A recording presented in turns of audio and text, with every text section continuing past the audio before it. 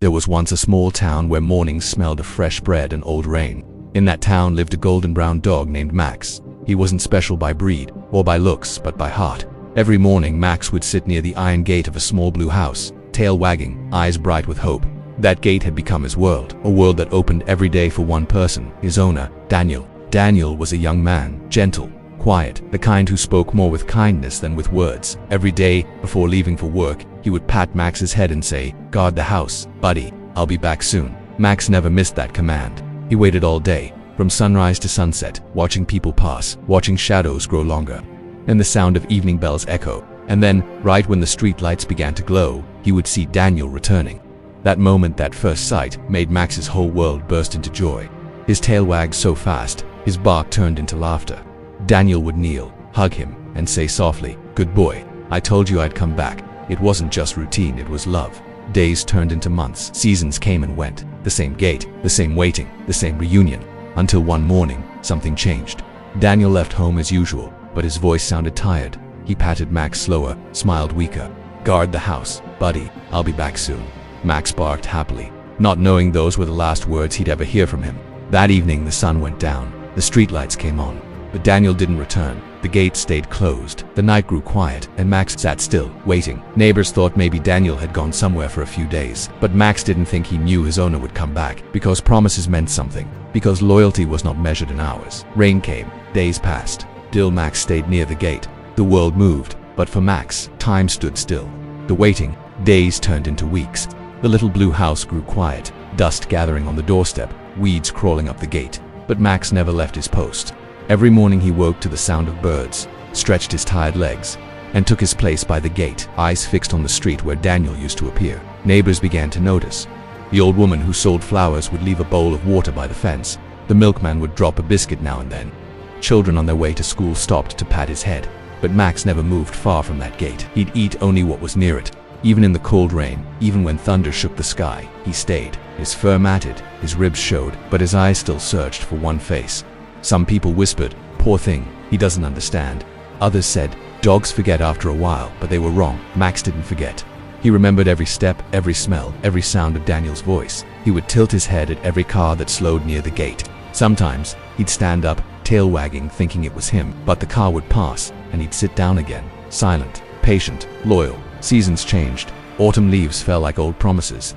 Winter came with its cruel wind, wrapping the town in white silence. Yet, under that frozen sky, Max still waited. His fur turned gray around the neck. He had no blanket, no warmth except the hope that someday Daniel would return and say those words again.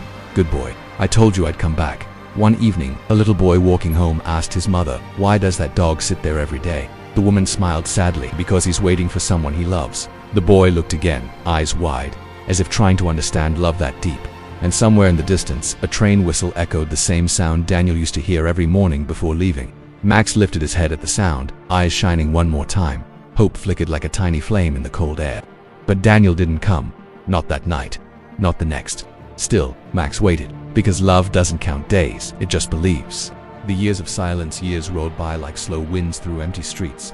The blue paint on the house peeled, the fence rusted, and grass grew wild around the gate. Children who once played near Max grew up and moved away, but he stayed, the last memory of a promise that never broke. His steps grew slower, his eyes clouded with age. Sometimes he would fall asleep sitting, head resting against the cold iron bars. Yet even in sleep, his ears twitched at every passing sound, as if his heart still whispered, he might come today. The townspeople began to call him the waiting dog. Tourists stopped to take pictures. Some even brought food, but Max ate only enough to live another day. He didn't crave attention. He craved one voice. Daniel's. One spring morning, the mailman dropped a letter at the door, addressed to a man long gone.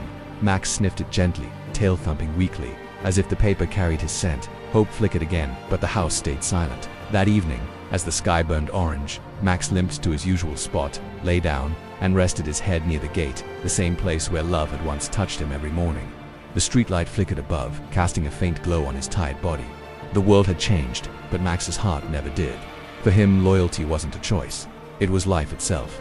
The last evening, the evening air was calm, softer than usual, as if the town itself knew something was ending. The sky glowed gold, then faded into violet. Max lay quietly near the gate, breathing slowly. His body was weak, but his eyes, those gentle, faithful eyes, still faced the road. He could barely lift his head now. The world around him blurred into fading shapes, but in his heart, he still saw Daniel walking down that same road, smiling, hand-waving like before. The sound of footsteps echoed in his memory, steady, warm, familiar. A little girl passing by saw him and whispered, "Mama, the old dog looks tired." The woman nodded softly. "He's waiting to rest." She knelt beside Max, stroked his head gently. For the first time in years, Max felt a human touch like Daniel's. His tail moved just once, slow, weak, grateful. As the last light of day slipped away, Max closed his eyes. The gate stood tall behind him, quiet and unmoved, holding all his years of waiting. The street grew silent except for the whisper of wind through the trees, and in that silence it almost seemed like he heard it. Daniel's voice, calm and loving, saying the same words he always did. "Good boy, I'm home." Max's breathing slowed, the pain faded, and with one last peaceful sigh, he rested as if he had finally found his owner again. The legacy morning came gently, the kind that feels like a prayer. The sun touched the blue house once more, lighting the gate where Max had always waited. The town woke to quiet news. The waiting dog was gone. People gathered near the fence. The florist placed fresh flowers beside him. The milkman bowed his head, and the children stood silently, holding back tears. Even the air felt still, as if honoring a promise kept beyond life itself. Someone said, "He waited till the end." Another whispered, "He never gave up." Soon a small sign was placed near the gate. Here waited Max, the dog who never stopped believing. Years later, the house was rebuilt. The street was paved, shops opened, cars came and went, but no one ever removed that little sign. It stood there as a reminder that loyalty doesn't need reward, that love doesn't fade with time.